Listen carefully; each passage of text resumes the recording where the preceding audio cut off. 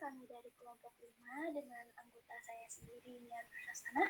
Kemudian ada rekan saya, Muhammad Bintang Milandri. Di sini kami akan menjelaskan materi tentang cyber law di beberapa negara. Sebelumnya, mari kita bahas terlebih dahulu apa itu cyber law. Jadi, cyber law atau law of internet adalah hukum yang digunakan di dunia cyber atau dunia maya yang umumnya diasosiasikan untuk internet. Jadi, secara singkat, cyber law ini adalah hukumnya internet. Gitu. Jonathan Rosner juga membagi ruang lingkup cyber law dalam beberapa hal.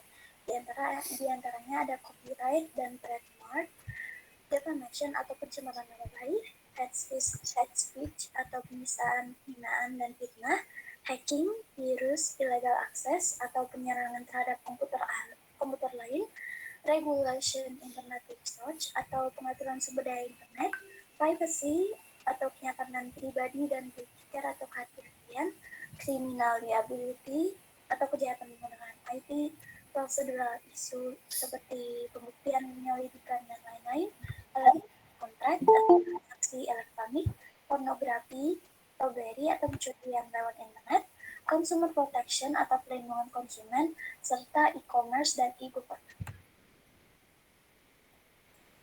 Nah, di sini kami akan membahas sebanyak 5 negara cyber law tentang cyber law 5 negara. Di antaranya ada Singapura, Amerika, China, India, dan Malaysia. Yang pertama ada cyber law di Singapura. Di Singapura sendiri telah memberlakukan di Electronic Transaction Act atau ETA pada 10 Juli tahun 1998, di mana peraturan perundang-undangan ini mengatur mengenai lingkungan hukum terkait dengan transaksi komersial dan layanan pemerintahan secara online atau e-government. ETA juga mengalami revisi pada tahun 2010 dengan kepentingan konvensi PBB dalam kaitannya untuk mempromosikan keamanan yang lebih baik dalam transaksi online. Di dalam ETA sendiri mencakup kontrak elektronik, kewajiban penyediaan jasa jaringan, dan tanda tangan serta arsip elektronik. Terdapat juga The Spam Control Act yang berlaku pada tahun 2007 untuk meminta pihak produsen menggunakan pesan-pesan elektronik seperti email untuk melakukan pemasaran, serta peraturan untuk memisahkan pesan tersebut ke dalam bagian promosi agar penerima email dapat mengelola pesan lain di luar promosi.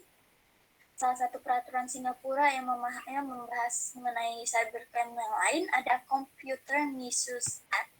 Diperkenalkan pada tahun 1993 dan merupakan tanggapan utama Badan Legislatif Singapura mengenai kejahatan dunia maya atau cybercrime.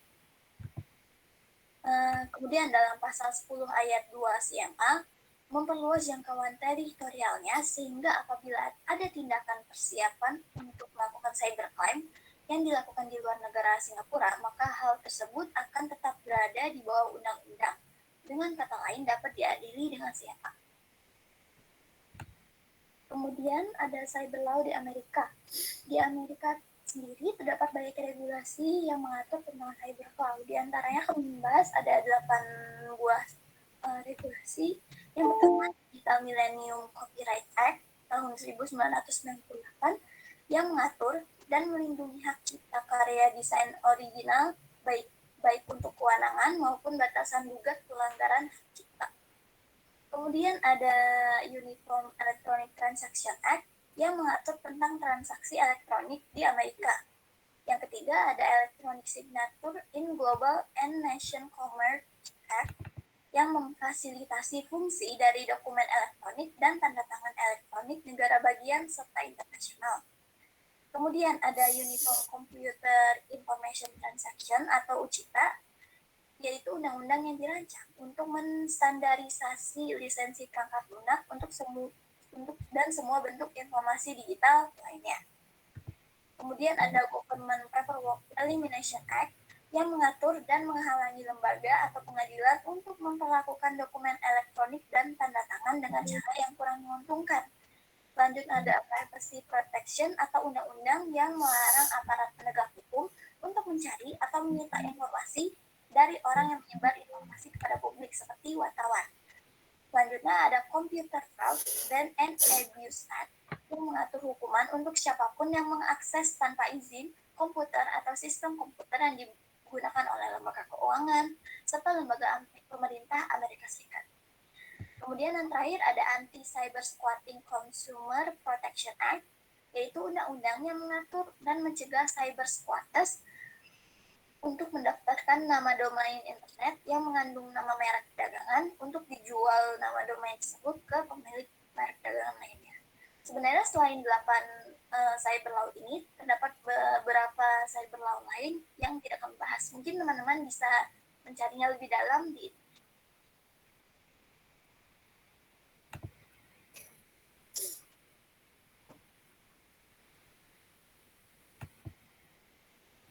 Selanjutnya ada cyber law di negara Cina yang akan disebarkan oleh kita.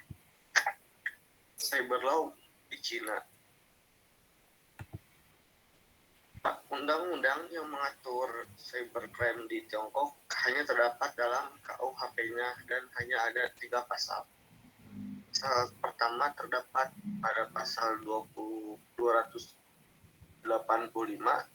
barang siapa yang melanggar peraturan negara dan mengganggu sistem komputer dalam informasi mengenai urusan negara atau fasilitas pertahanan dan ilmu pengetahuan dan teknologi canggih dihukum hukuman penjara tetap tidak lebih dari 3 tahun atau hukuman penjara yang telah ditentukan secara pasal tetap.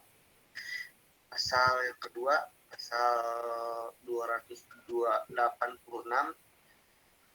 barang siapa yang melanggar peraturan negara dan menghapus, mengubah, menambah, dan mencampuri sistem informasi komputer menyebabkan sistem yang tidak normal dan konsekuensi yang besar, hukum tidak lebih dari 5 tahun penjara tetap atau penahan pidana. Jika konsekuensinya sangat serius, hukumannya tidak lebih dari 5 tahun penjara atau hukuman penjara yang telah ditentukan secara tetap. Pasal berikutnya yang terakhir yaitu pasal 287, barang menggunakan komputer untuk penipuan uang, pencurian, korupsi, penyalahgunaan dana publik, mencuri rahasia negara atau perbuatan pidana lain didakwa dan dihukum sesuai dengan peraturan yang relevan.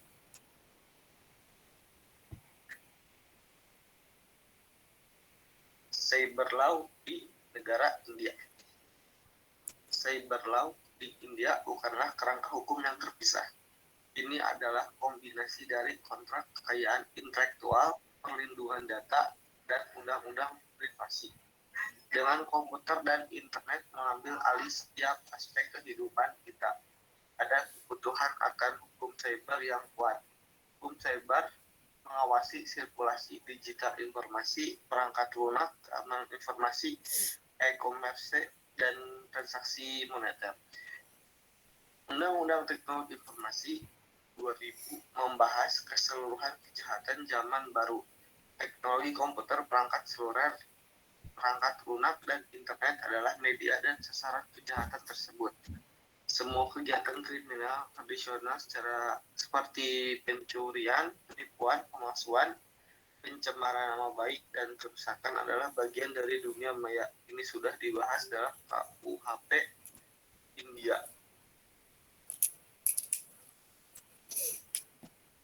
Cyber law di negara Malaysia. Pada negara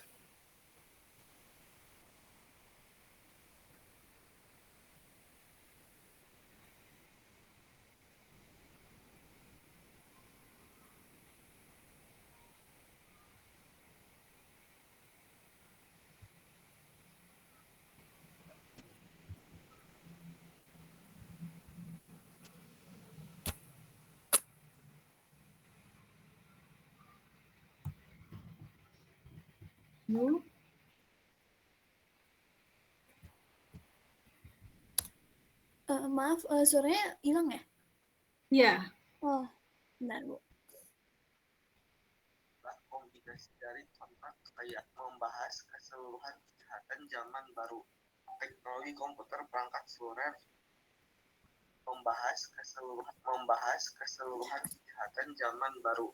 Teknologi komputer, perangkat seluler, perangkat lunak, dan internet adalah media dan sasaran kejahatan tersebut. Semua kegiatan kriminal tradisional seperti pencurian, penipuan, pemalsuan, pencemaran nama baik, dan kerusakan adalah bagian dari dunia maya. Ini sudah dibahas dalam KUHP India. Cyber law di negara Malaysia. Pada negara Malaysia, pemerintahannya mengambil langkah dengan memberlakukan 6 peraturan hukum cyber law di Malaysia untuk mengaktualisasikan secara nasional, yaitu Computer Crime Act 1997 memiliki fokus utama mengenai kegiatan hacking dan dampak negatifnya, serta mengatur pemalsuan, pembajakan, penggelapan pajak, perjudian, dan kejahatan lainnya dalam skala ruang lingkup yang tak terbatas, memberikan perlindungan pada transaksi online serta sistem komputer dari kegiatan kriminal dan akses yang tidak sah. Kedua, Communication and Multimedia Act 1998 menyediakan kerangka peraturan memenuhi konvergensi telekomunikasi, industri penyiaran, dan komputasi. 3. Malaysian Communication and Multimedia Commission Act 1998 mengawasi dan mengatur komunikasi dan kegiatan multimedia di Malaysia. Yang keempat, Digital Signature Act 1997 mengawasi tanda tangan digital dan mendorong verifikasi tanda tangan digital. 5. Copyright Act Amendment 1997 memastikan perlindungan yang memadai bagi hak kekayaan intelektual perusahaan dan melindungi ide seseorang dari penyalinan yang tidak sah. Yang terakhir ada Telemedicine Act 1997 melindungi penyediaan informasi dan pelayanan kesehatan melalui penggunaan telekomunikasi atau sarana elektronik. Yang terakhir adalah kesimpulan. Kesimpulan, cyber law adalah salah satu solusi mengatasi kejahatan dunia maya yang makin banyak jumlahnya. Cyber law bukan saja keharusan, melainkan sudah merupakan suatu kebutuhan untuk menghadapi kenyataan yang ada sekarang ini, yaitu banyaknya berlangsung kegiatan cybercrime. Dari kelima negara yang telah dijelaskan, penerapan cyber law yang memiliki hukum tegas, ketat, dan rinci adalah Amerika Serikat. Karena undang-undang cyber law di Amerika Serikat lebih kompleks dan mengatur tiap kejahatan yang ada di undang-undangnya. Sekian pemaparan dari kelompok kami. Mohon maaf bila ada kesalahan. Terima kasih. Wassalamualaikum warahmatullahi wabarakatuh. Waalaikumsalam warahmatullahi wabarakatuh. Oke. Next buat kelompok studi kasus, silakan dilanjutkan sebelum nanti kita tanya jawabnya.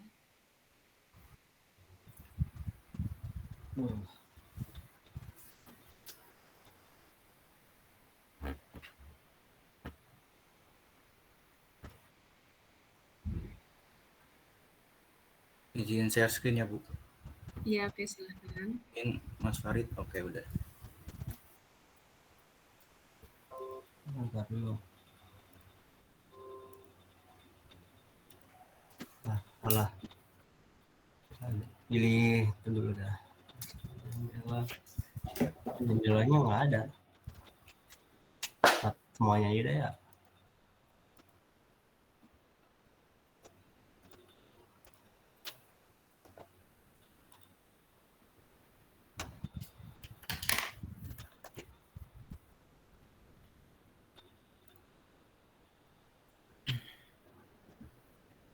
Udah kelihatan belum? Udah Mas. Oke. Assalamualaikum warahmatullahi wabarakatuh. Selamat siang yang terhormat dosen pengampu etika dan profesionalisme Ibu Permatasari dan teman-teman yang saya banggakan. Pada kesempatan kali ini saya dan kawan saya akan mempresentasikan mengenai studi kasus hukum cyber antar negara. Contoh yang kami ambil adalah, boleh next slide. Oke, topik yang akan kami ambil adalah serangan WannaCry ransomware pada dunia. Boleh next. Oke. Sebelum itu kami izin untuk memperkenalkan diri kami terlebih dahulu. Kenalkan, nama saya Muhammad Askal Fadli dengan NIM 1519621016 dan juga ada rekan saya yang bernama Farid Rafiq Kamal dengan NIM 1519621015. Oke, yang pertama. Siapa menyerang siapa? Satu dari banyak serangan cyber yang ada, yaitu terjadi serangan yang dilakukan oleh Korea Utara terhadap Amerika Serikat. Di samping kekuatan nuklir yang ditunjukkan oleh media, Korea Utara juga menjadi satu dari 4 negara yang mengancam Amerika Serikat dalam bentuk serangan cyber di samping Rusia, Tiongkok, dan Iran. Korea Utara juga menjadi sebuah negara yang menarik karena berbeda dengan Tiongkok, Rusia, dan Iran yang merupakan negara teknologi tinggi. Korea Utara yang notabene-nya bukan negara yang berfokus pada teknologi bisa setara dengan 3 negara yang mengancam Amerika Serikat. Boleh di next. Serangan cyber yang dilakukan Korea Utara kepada Amerika Serikat bukan hanya sekali. Korea Utara dianggap menjadi aktor di balik serangan cyber yang menyerang Amerika Serikat, seperti 4th of July Incidents pada tahun 2009, Sony Picture pada tahun 2014, dan WannaCry pada tahun 2017. Dampak serangan tersebut yaitu 4th of July, di mana beberapa web pemerintah Amerika Serikat lumpuh, seperti Departemen Keuangan Amerika Serikat, Dinas Intelijen Rahasia, Departemen Transportasi Amerika Serikat, dan lain-lain. Boleh next slide.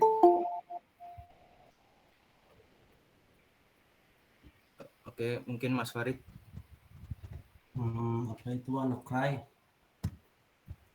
Sejarah mencatat WannaCry adalah salah satu serangan cyber terbesar yang pernah terjadi di dunia. Tak kurang dari 150 negara yang terkena dampak ransomware yang mengunci sistem komputer, termasuk Indonesia, dibandingkan ransomware yang lain sebelumnya hanya menyebar secara relatif terbatas. WannaCry yang lebih sakti karena memanfaatkan tool senjata cyber Dinas Intel Amerika Serikat (NSA) yang dicuri hacker dan dibocorkan di internet. Itulah mengapa WannaCry bisa menyebar luas dalam waktu singkat, hanya dalam beberapa jam. Sang program jahat tidak mampu menginfeksi ribuan komputer di puluhan negara. Serangan tak pandang bulu mulai dari industri otomotif, telekomunikasi, perbankan, hingga rumah sakit milik korban dan dipaksa membayar tebusan. Pertama, yang kronologi singkat penyebaran WannaCry. Jumat 12 Mei 2017, operator telekomunikasi di Spanyol, Telefónica, menjadi salah satu organisasi besar yang melaporkan telah terkena serangan WannaCry. Tak lama kemudian, sejumlah rumah sakit di Inggris ikut melaporkan adanya serangan serupa.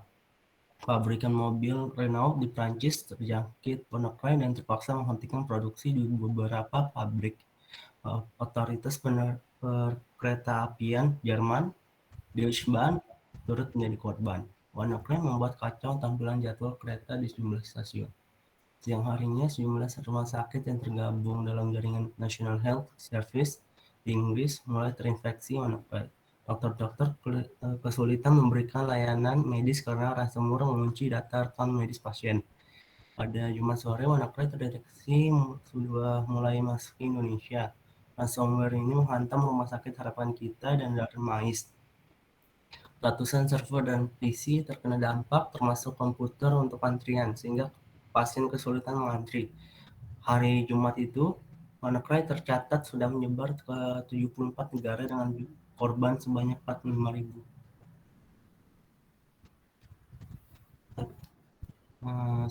Sabtu 13 Mei 2017. Di Rusia tercatat ada lebih 1.000 kasus infeksi WannaCry. Negara ini merupakan salah satu yang paling parah terdampak. Inggris mencantumkan ada setidaknya 45 organisasi kesehatan yang kena dampak di negara itu. Data rekam medis pasien yang tidak ada dan dicuri melainkan dikunci dan diminta tembusan oleh ransomware. Kepala Otoritas Komunikasi dan Teknologi Informasi Turki, Omar Fatih Sayan, mengatakan negaranya ikut menjadi korban serangan WannaCry. Pusat Keamanan Cyber Turki bekerja keras melawan ransomware. Agensi Kepolisian Uni Eropa, Europol, menyebutkan WannaCry merupakan serangan cyber terbesar di dunia dan menghimbau semua pihak agar bekerja sama dalam investigasi untuk menemukan siapa pelakunya. WannaCry sekaligus didaulat menjadi serangan ransomware terbesar sepanjang sejarah.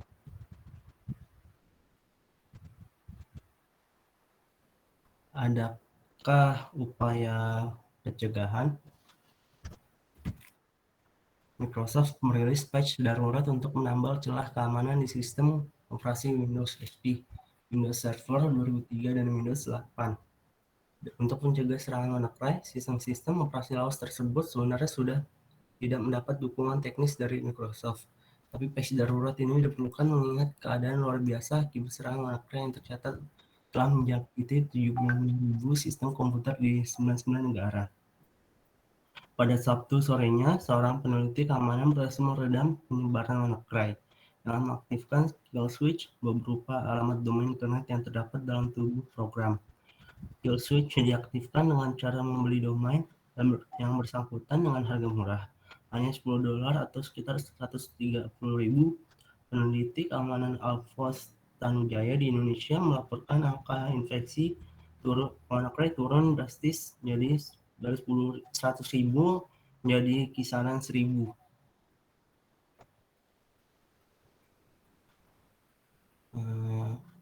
Berikut merupakan negara-negara yang terdampak. Salah satu beberapa negara yang terdampak, yaitu ada Korea Selatan, Inggris, China, terus Prancis, Rusia, Jerman, Jepang, India, dan beberapa belahan negara lainnya. Oke, lanjut ke dampak. Pertama ada Rusia. Pantauan hingga hari Senin pada tanggal 15/5 memperlihatkan bahwa yang paling parah terkena serangan WannaCry adalah Rusia, kata perusahaan antivirus Rusia Kaspersky Lab. Ransomware ini antara lain menyerang Kementerian Dalam Negeri, perusahaan kereta, bank, dan Megafon, operator telepon genggam terbesar kedua di negara tersebut. Juru bicara Kementerian Dalam Negeri mengatakan sekitar 1.000 komputer dengan sistem operasi Windows diserang. Namun ia mengatakan bahwa komputer-komputer tersebut sudah lepas dari jaringan. Meski demikian, server penting kementerian aman karena menggunakan perangkat lunak buatan dalam negeri, tambah juru bicara kementerian tersebut. Menurut New York Times, salah satu perangkat lunak buatan dalam negeri adalah sistem operasi Elburst yang pertama kali dikembangkan di era Uni Soviet. Selanjutnya ada Jerman. Di Jerman, ransomware WannaCry menyerang komputer yang mengatur layar monitor informasi kedatangan dan keberangkatan kereta, kata perusahaan kereta Jerman Deutsche Bahn.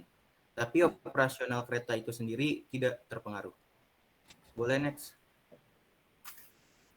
Selanjutnya ada China. Di China, beberapa mahasiswa melaporkan permintaan uang tebusan yang muncul di layar laptop mereka. Jaringan di beberapa universitas, termasuk perguruan tinggi di Beijing, dilaporkan mengalami gangguan serius. Sementara itu, beberapa stasiun pengisian bahan bakar umum di kota Chongqing tidak bisa menerima pembayaran dengan menggunakan kartu setelah sistem di perusahaan minyak nasional Cina terinfeksi WannaCry. Selanjutnya ada Korea Selatan. Di Korea Selatan sendiri, jaringan bioskop terbesar CGV mengatakan beberapa server iklan yang terhubung dengan 50 bioskop terkena serangan WannaCry. Nah, pemerintah Korea Selatan mengatakan secara keseluruhan sudah ditemukan 9 kasus ransomware tersebut. Boleh next slide lagi. Selanjutnya ada India. Standar mengatakan sistem komputer polisi di negara bagian Andhra Pradesh menjadi korban serangan. Sekitar 19 sistem dibajak dan akhirnya tidak bisa dijalankan. Beberapa perusahaan di kota-kota seperti Mumbai, Hyderabad, Bengaluru, dan Chennai juga terkena dampak dari serangan cyber tersebut. Nah, kalau di Jepang, pusat koordinasi respon darurat komputer Jepang mengatakan 2.000 komputer di 600 perusahaan terkena serangan WannaCry. Pada Prancis, produsen kendaraan Renault dipaksa menghentikan produksi di pabrik mereka di Prancis, Slovenia, dan Rumania sebagai bagian dari upaya menghentikan penyebaran virus. Lalu selanjutnya dampak pada Inggris. Gangguan terbesar antara lain dialami oleh Badan Layanan Kesehatan (NHS) yang membuat rumah sakit dan klinik tidak bisa melayani pasien karena gangguan sistem komputer tak bisa diakses. Foto-foto yang beredar di media sosial memperlihatkan layar komputer milik NHS mendapatkan pesan yang berbunyi file-file yang telah dienkripsi. Pada Spanyol, Pusat Koordinasi Respon Darurat Komputer Jepang pada Spanyol, operator telepon Telefonica mengatakan mereka diserang. Kepala Keamanan Cyber Telefonica, Chema Alonso, yang adalah bekas peretas, mengatakan peralatan yang terinfeksi sudah ditangani dan tengah dalam proses dipulihkan. Nah, beberapa perusahaan Spanyol lain melaporkan serangan diantaranya adalah perusahaan energi Iberdrola dan gas natural. Para pegawai dilaporkan diminta untuk mematikan komputer. Boleh, next. Lalu, bagaimana dengan Indonesia? Salah satu yang terkena serangan adalah Rumah Sakit Kanker Darmais di Jakarta. Beberapa pasien mengaku proses pendaftaran dan administrasi menjadi terhambat. Walau begitu, secara umum, kegiatan berjalan normal.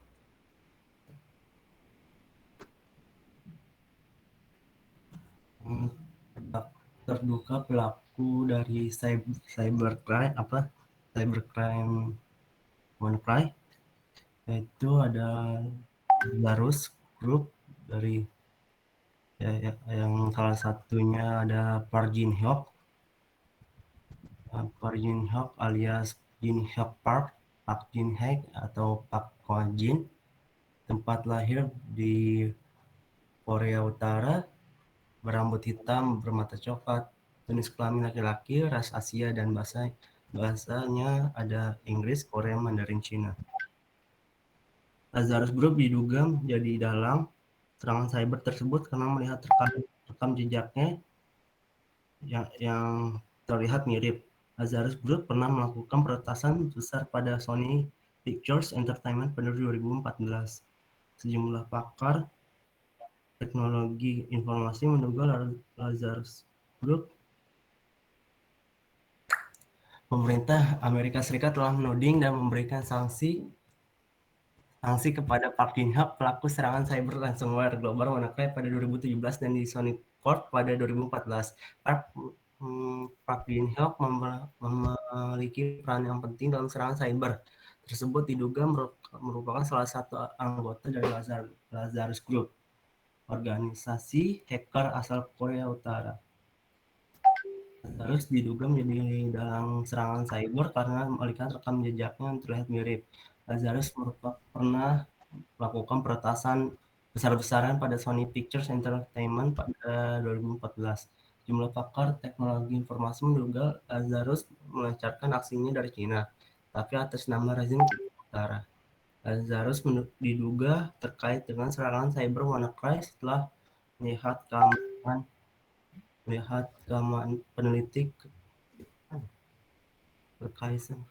setelah seorang peneliti keamanan Google, Neil Mehta, menemukan kesamaan kode-kode di dalam WannaCry dengan peranti lain yang diyakini diciptakan oleh Lazarus Group. Berdasarkan analisa dari ahli malware, ransomware ini menyerang komputer dengan sistem operasi Windows.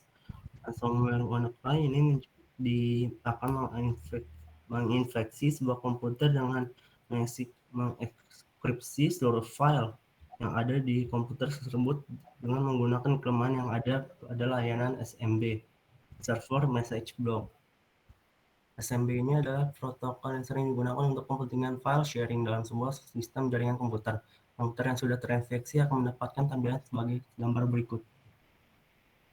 Oke, di sini kami akan membandingkan hukum cyber antara Amerika Serikat, Korea Utara, dan Indonesia. Yang pertama, cyber law pada Amerika Serikat. Cyber law yang mengatur transaksi elektronik dikenal dengan Uniform Electronic Transaction (ACT) atau UITA. UITA adalah salah satu dari beberapa peraturan perundang-undangan Amerika Serikat yang diusulkan oleh National Conference of Commissioners on Uniform State Law.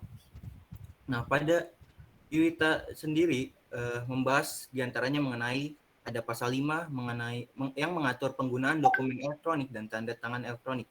Pasal 7 memberikan pengakuan legal untuk dokumen elektronik, tanda tangan elektronik, dan kontrak elektronik. Pasal 8 mengatur informasi dan dokumen yang disajikan untuk semua pihak. Pasal 9 membahas atribusi dan pengaruh dokumen elektronik dan tanda tangan elektronik juga. Pasal 10 menentukan kondisi-kondisi jika perubahan atau kesalahan dalam dokumen elektronik terjadi dalam transmisi data antara pihak yang bertransaksi. Pasal 11 memungkinkan notaris publik dan pejabat lainnya yang berwenang untuk bertindak secara elektronik secara efektif menghilangkan persyaratan cap atau segel. Lalu ada pasal 12 yang menyatakan bahwa kebutuhan retensi dokumen dipenuhi dengan mempertahankan dokumen elektronik. Pasal 13 yang membahas dalam yang berisi dalam penindakan, bukti dari dokumen atau tanda tangan tidak dapat dikecualikan hanya karena dalam bentuk elektronik. Pasal 14 mengatur mengenai transaksi otomatis. Pasal 15 mendefinisikan waktu dan tempat pengiriman dan penerimaan dokumen elektronik. Pasal 16 mengatur mengenai dokumen yang dipindah tangankan. Boleh next? Selanjutnya, cyber law pada Korea Utara. Salah satu negara yang terkenal sangat tertutup dalam informasi di dunia maya adalah Korea Utara. Mari kita lihat ada apa aja aturan dalam cyber law di Korea Utara. Pertama, penegakan hukum kejahatan dunia maya. Ada pasal 141 yang membahas kecacatan dokumen umum dan lain-lain dan pemusnahan dokumen tersebut. Pasal 227 ayat 2, persiapan salah atau perubahan umum rekaman elektromagnetik. Pasal ini sepenuhnya telah diubah dengan Undang-Undang Nomor 5057 pada tanggal 29 1995 Desember. Ada pasal 232 ayat 2, ada pasal 316, pasal 347 ayat 2, pasal 366, dan selanjutnya ada tindakan promosi informasi dan pemanfaatan komunikasi jaringan dan perlindungan informasi. Nah, di sini pada bab 6 stabilitas jaringan informasi dan komunikasi, pasal 48 larangan UU infiltrasi ke informasi dan komunikasi jaringan dan lain-lain. Pada pasal 49 membahas perlindungan rahasia. Oke, cyber law pada Indonesia. Secara garis besar UU ITE mengatur hal-hal sebagai berikut. Pertama, tanda tangan elektronik memiliki kekuatan hukum yang sama dengan tanda tangan konvensional. Sesuai dengan e-Asian Framework Guidelines, pengakuan tanda tangan digital lintas batas. Yang kedua, ada alat bukti elektronik diakui seperti alat bukti lainnya yang diatur dalam KUHP. UU ITE berlaku untuk setiap orang yang melakukan perbuatan hukum, baik yang berada di wilayah Indonesia maupun di luar Indonesia yang memiliki akibat hukum di Indonesia. Selanjutnya, pengaturan nama domain dan hak kekayaan intelektual. Lalu ada perbuatan yang dilarang atau cybercrime dijelaskan pada bab 7 pasal 27 hingga 37. Nah, pasal 27 membahas tentang asusila, perjudian, penghinaan, pemerasan. Pasal 28 tentang berita bohong dan menyesatkan, berita kebencian dan permusuhan. Pada pasal 29, ancaman kekerasan dan menakut-nakuti. Pasal 30, akses komputer pihak lain tanpa izin atau cracking. Nah, pada pasal 31 itu penyadapan, perubahan, dan penghilangan informasi. Pasal 32, pemindahan, perusakan, dan membuka informasi rahasia. Pasal 33, virus, membuat sistem tidak bekerja. Lalu yang pada pasal 35, menjadikan seolah dokumen otentik atau phishing. Oke, sebelum kami menutup presentasi kami kali ini, ada sedikit quotes, yaitu ilmu tanpa adab atau etika bagaikan api tanpa pemadam, sedangkan adab atau etika tanpa ilmu bagaikan ruh tanpa jasad. Mungkin segitu, sekian, terima kasih. Wassalamualaikum warahmatullahi wabarakatuh. Waalaikumsalam warahmatullahi wabarakatuh. Ya, luar biasa ya kelompok penyaji menyampaikan banyak pengetahuan buat kita, bahkan buat saya gitu ya. Saya juga tidak hafal undang-undangnya. Kemudian kita juga sekarang di zaman digital kan macam-macam ya kasus-kasus yang terjadi gitu ya. Nggak hanya kayak apa, kayak ya buzzer gitu ya, ucapan kebencian gitu ya, netizen yang rame gitu ya. Nah itu memang butuh nih apa guideline kayak saya mau diapakan gitu ya. Oke, next ini saya buka sesi tanya jawab ya di di sini buat apa namanya buat tanya jawab tentang cyber law di Indonesia dan konfliknya serta perbedaannya dengan negara lain yang nantinya akan dijawab oleh kelompok penyaji. Silakan. Saya sambil ambil nilai. Halo Bu, saya ingin bertanya Bu. Ya, silakan Mars. Halo, saya Mars Deva Bu dari kelas B, kelompok 11, izin bertanya untuk kelompok NIA. Berhubungan dengan topik yang tadi ya, cyber law itu pengen nanya sih tentang carding ya. Yang dimana tuh carding kan tindak kejahatan ya, yang pakai kartu kredit orang lain, terus buat ngebeli barang yang dia mau kan. Nah, pertanyaannya itu di Indo itu ada pasalnya nggak sih buat pelaku carding, sama cara mencegah tindakan kejahatan carding itu kayak gimana ya? Itu aja kok. Makasih.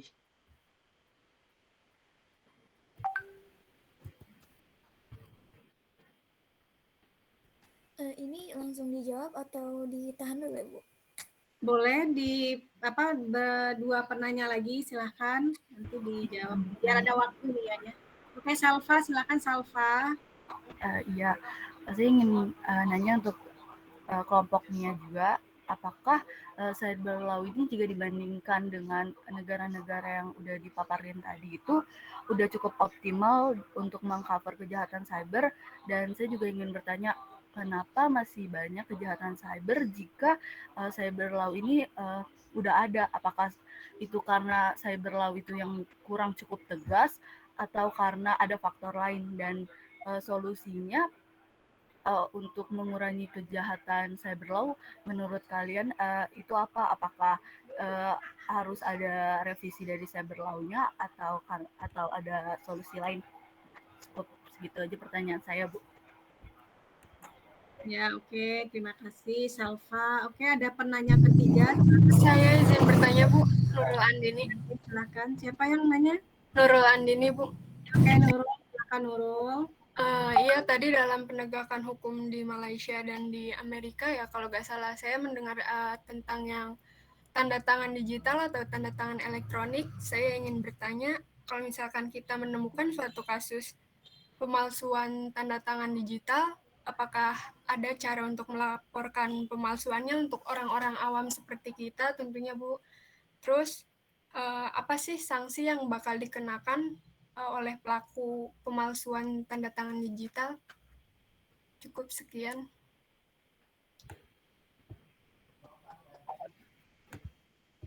Apakah pertanyaannya jelas? Oke, terima kasih, Nurul. Ya.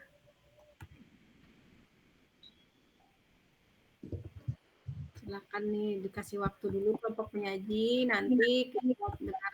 Atau ada teman-teman yang mau jawab gitu, yang udah ready, yang udah siap, itu boleh dibantu ya. Karena di sini. Baik Bu, saya izin menjawab untuk pertanyaan Mars tadi ya. Soal hukum carding ya kalau nggak salah di Indonesia. Jadi di Indonesia sendiri hukum carding itu sudah ada ya. Ada dari sumber yang kami dapatkan ada pada pasal 362, 363 ayat 1 dan pasal 378 di KUHP. Nah, dengan pasal-pasal ini juga didukung dengan pasal yang ada di UU ITE nomor 19 tahun 2016 yang dimuat pada pasal 30 tentang pengaksesan elektronik orang lain demi memperoleh informasi secara ilegal. Pasal 30 ayat 1 dan 2 memiliki arti penyadapan elektronik. Kemudian pasal 32 tentang perusakan dan pemindahan informasi. serta pasal 34 tentang pendistribusian alat untuk melakukan kejahatan. Tips untuk mencegah carding ini yang pertama kan dengan adanya UU ITE jelas ini untuk mencegah adanya kejahatan carding ya. Selain itu mungkin tips lainnya dari kita sendiri, mungkin kita harus memperhatikan soal transaksi kartu ketika kita sedang menggunakan kartu kredit ketika berbelanja offline. Selain itu, kita juga harus mengecek nih apakah situs berbelanja online kita ini dapat terpercaya atau tidak sebelum menggunakan kartu kredit itu tadi. Terus selanjutnya kita juga harus merahasiakan data pribadi, terutama data kartu kredit, seperti 3 digit angka yang tertera di belakang kartu kredit dan tanggal kadaluarsa kartu. Selain itu juga kita tidak boleh memberikan akses kode OTP kepada orang lain, juga menghindari transaksi online dengan WiFi umum, serta yang terakhir mungkin bisa menyimpan surat tagihan kartu kredit dan ketika mau dibuang lebih baik harus disobek dulu atau dihancurkan terlebih dahulu. Kira-kira itu. Apakah bisa dipahami, Mars? Oke, sudah jelas banget kok nih. Makasih.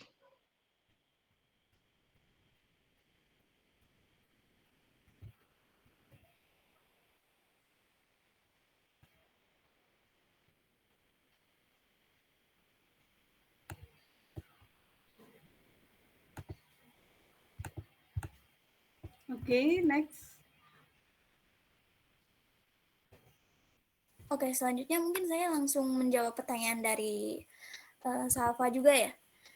Tadi pertanyaan Salva itu apakah cyber law sudah optimal, cyber law baik di negara kita dengan di negara lain sudah optimal, dan apakah sudah tegas, apakah diperlukan revisi lagi atau tidak. Menurut saya sendiri di beberapa negara masih ada cyber law yang belum terlalu optimal, seperti di Cina sendiri dari PPT yang sudah dibahas tadi cuma terdapat 3 pasal yang mengatur tentang cyber law ini. Jadi mungkin di beberapa negara masih belum optimal. Kalau di negara kita sendiri mungkin dari segi pasal sudah lumayan optimal dan sudah banyak yang mulai disahkan ya.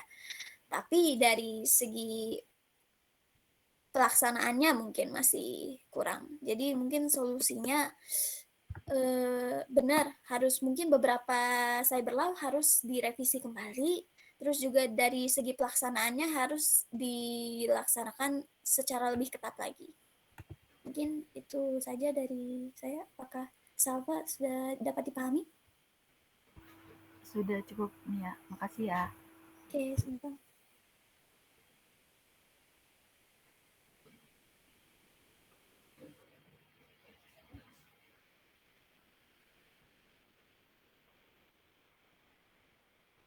Oke, next pertanyaan ketiga.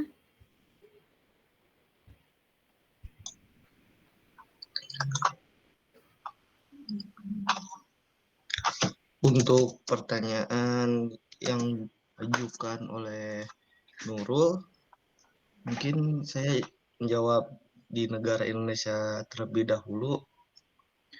Kalau di Indonesia, cara melaporkannya itu bisa ke kantor polisi yang terdekat ya, dengan call center yang ada nomor polisinya.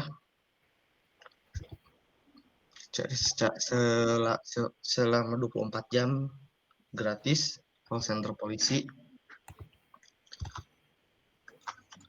Dan untuk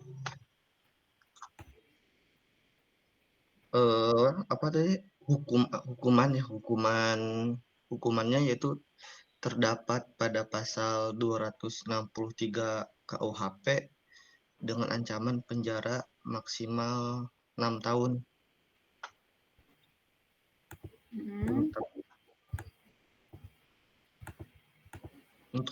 Kalau untuk di negara lain belum memahami secara detail, hanya di Indonesia saja kalau kami mencari tadi hanya di Indonesia saja, di luar negeri belum terlalu paham.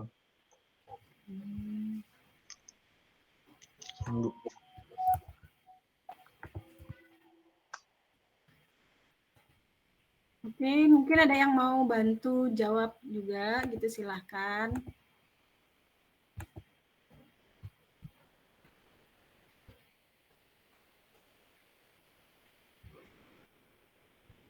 Silahkan yang mau bantu jawab ya.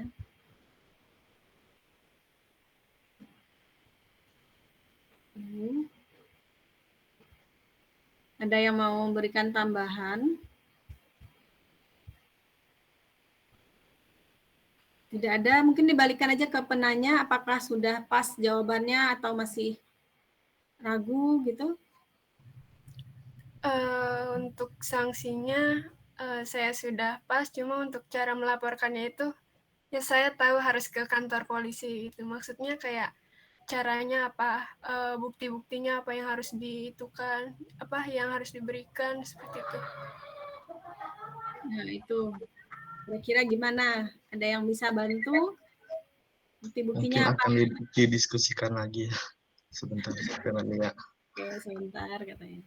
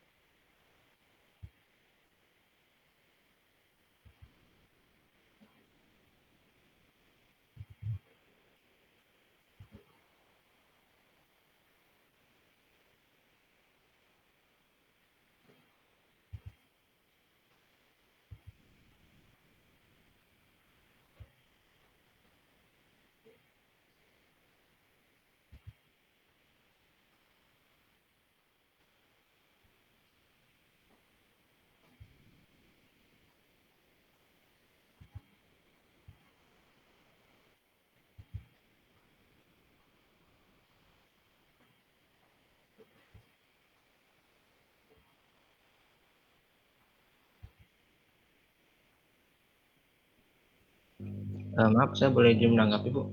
Ya, boleh, silahkan, malah lebih bagus. Biar Ya, baik.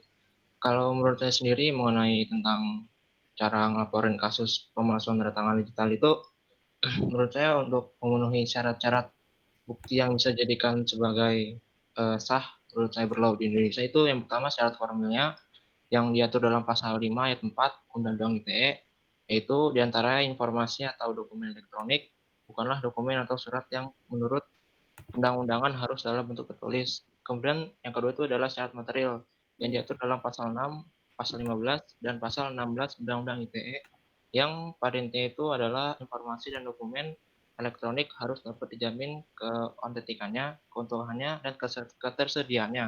Ya, dimana itu untuk menjamin terpenuhinya persyaratan material yang dimaksud. Dalam hal itu banyak yang dibutuhkan digital forensik sendiri. Ya, menurut saya itu seperti itu, Bu. iya, betul. Kemudian terima kasih Bima. Ada lagi yang mau menambahkan? Silakan. Ada lagi yang mau menambahkan? Saya izin menambahkan, Ibu. Ya, boleh. Ya, izin membantu menjawab. Tadi yang sudah disebutkan Bima sudah betul.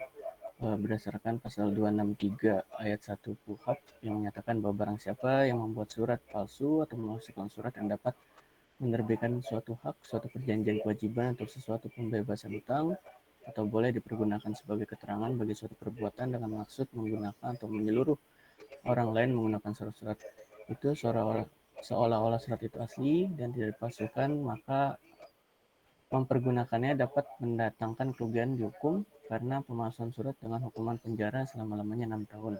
Kemudian untuk pemalsuan tanda tangan bisa dikenai pasal pidana berdasarkan 263 KUHP Kemudian untuk pemalsuan surat, orang-orang yang dapat memalsukan surat, diantaranya yang pertama ada surat yang dapat menerbitkan hak seperti ijazah, karcis, tanda masuk atau surat andil. Yang kedua ada surat yang dapat menerbitkan perjanjian seperti surat-surat perjanjian piutang, perjanjian jual beli, perjanjian sewa, dan perjanjian lainnya.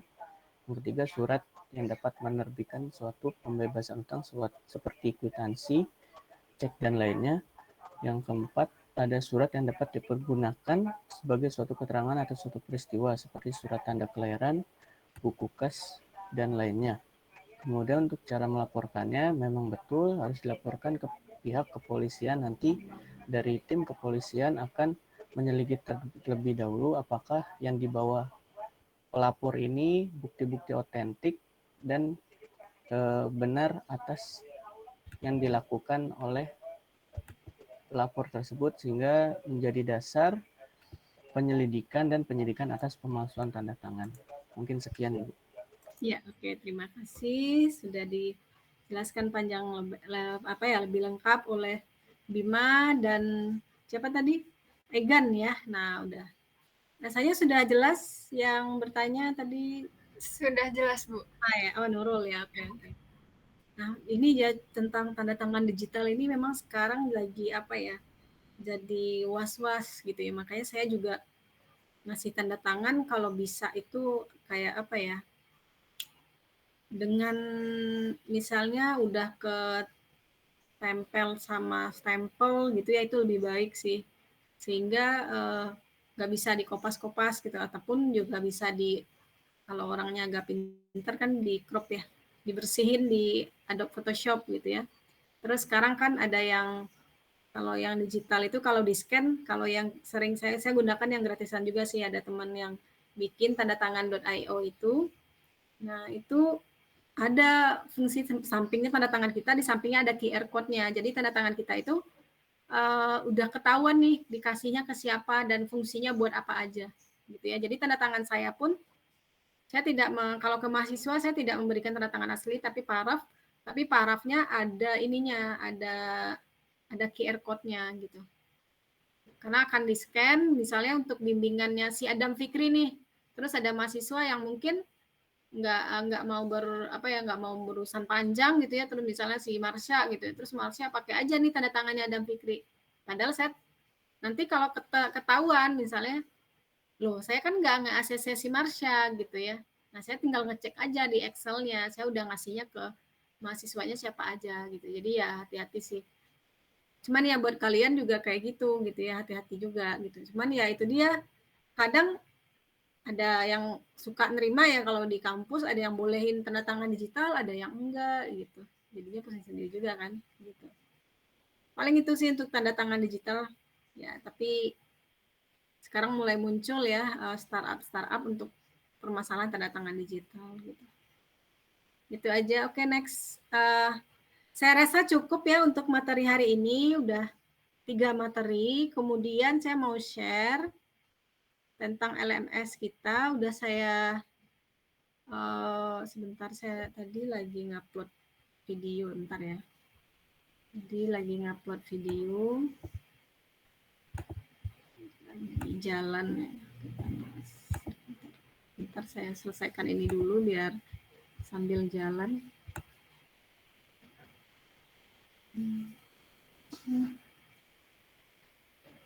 Ya, coba ambil ya.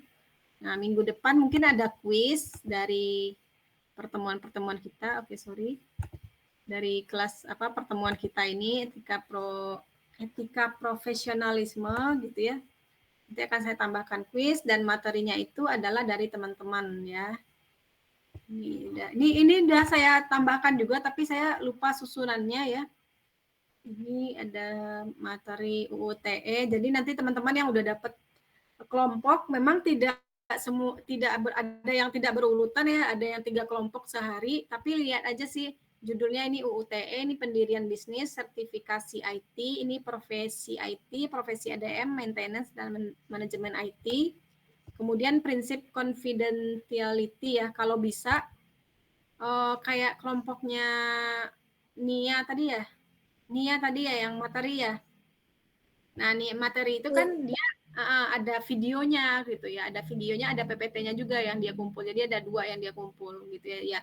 Ya PPT-nya, jadi pas presentasinya lebih cepat gitu ya. Maksudnya lebih ini sih, tapi kalau studi kasus nggak apa-apa langsung, tapi kalau materi saya mintanya dalam bentuk video dan PPT-nya. Jadi bisa teman-temannya bisa lihat di PPT-nya dan juga bisa lihat di videonya gitu.